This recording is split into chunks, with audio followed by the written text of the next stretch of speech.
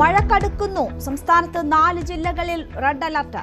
കോഴിക്കോട്, വയനാട്, കണ്ണൂർ, കാസർഗോഡ് ജില്ലകളിൽ ജാഗ്രത. ശക്തമായ കാറ്റിനും കടലാക്രമണത്തിനും സാധ്യത.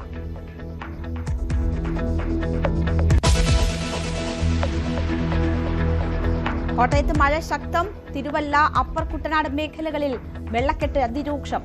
ആലപ്പുഴയ്ക്ക് ആശങ്കയായി AC റോഡ്. ആറന്മുളയിലും റാന്നിയിലും വെള്ളമിറങ്ങുന്നു. ഇടുക്കിയിൽ മഴ തുടരുന്നു. വയനാട്ടിൽ ശക്തമായ മഴയ്ക്ക് നേരിയ ശമനം.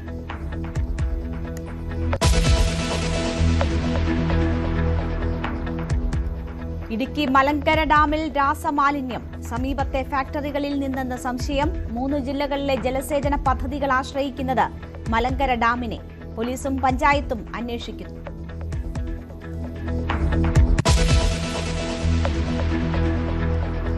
അർജുൻ ആയങ്കിയെ പൂട്ടാൻ പോലീസ്. ഒളിവിലിരുന്ന് വെല്ലുവിളി തുടർന്ന് ആയങ്കി സോഷ്യൽ മീഡിയയിൽ സജീവം.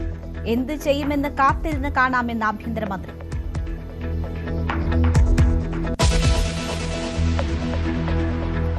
വടകര MDMA കേസിൽ കീർത്തനയ്ക്ക് വ്യക്തമായ പങ്കുള്ളതായി പോലീസ്. വാട്സ്ആപ്പ് ചാറ്റുകളിൽ ലഹരി വിൽപ്പനയുമായി ബന്ധപ്പെട്ട കാര്യങ്ങൾ ചർച്ചയാകുന്നു.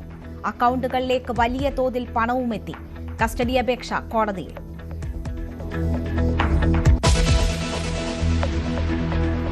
പാർലമെന്റിന്റെ മൺസൂൺ സമ്മേളനം 15ാം ദിവസവും പ്രക്ഷുബ്ധം. ആഭ്യന്തരമന്ത്രി പ്രസ്താവന നടത്തണമെന്നാവശ്യപ്പെട്ട് ഇരുസഭകളിലും പ്രതിപക്ഷ പ്രതിഷേധം. അയോധ്യ രാമക്ഷേത്ര സംഭാവന കൊള്ളയിലും ചർച്ചയുടെ ആവശ്യം. മണ്ഡല പുനർനിർണയ ബില്ലിൽ നിലപാട് മയപ്പെടുത്തിയെന്ന അഭ്യൂഹങ്ങൾ തള്ളി DMK.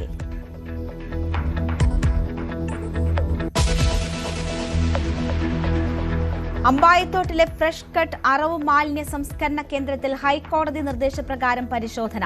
ജില്ലാ കളക്ടറും മലിനീകരണ നിയന്ത്രണ ബോർഡ് ഉദ്യോഗസ്ഥരും എത്തും.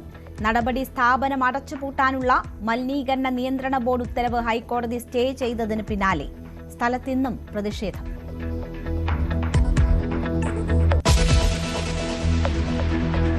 ഹോർമുസിലെ ഇറാൻ ഒമാൻ കരാറിന് അമേരിക്ക വഴങ്ങുന്നുവെന്ന് സൂചന. അയഞ്ഞത് ഗൾഫ് രാജ്യങ്ങൾ ഇടപെട്ടതോടെ ഇറാനുമായുള്ള സംഘർഷം വളരെ വേഗം അവസാനിക്കുമെന്ന് പ്രതീക്ഷിക്കുന്നതായി ട്രംപ്.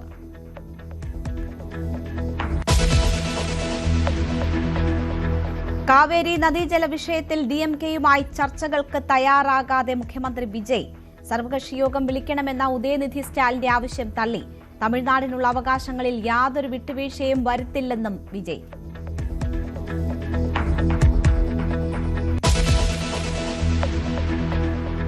ചീഞ്ഞളിഞ്ഞ് വർക്കല പാപനാശം കടൽ തീരം. ചത്ത കടൽ പാമ്പുകളും ചെറുമത്സ്യങ്ങളും കരയ്ക്കടിഞ്ഞതിനെ തുടർന്ന് രൂക്ഷമായ ദുർഗന്ധം. കടൽ തീരത്തെത്തുന്നവർക്ക് ഗുരുതര ആരോഗ്യ പ്രശ്നങ്ങൾക്ക് സാധ്യത. കടൽ തീരം ശുചീകരിക്കുന്നത് പ്രഹസനമെന്ന് പരാതി.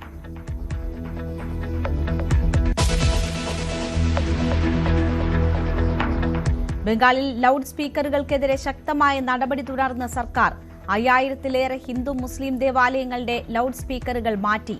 4203 എണ്ണം മസ്ജിദുകളിൽ നിന്നും 1096 എണ്ണം ക്ഷേത്രങ്ങളിൽ നിന്നും മാറ്റി. വിവേചനമില്ലാതെ ഒരുപോലെയാണ് നടപടി സ്വീകരിക്കുന്നതെന്ന് മുതിർന്ന പോലീസ് ഉദ്യോഗസ്ഥർ. മുസ്ലിം നേതാക്കൾ പ്രക്ഷോഭത്തിന്.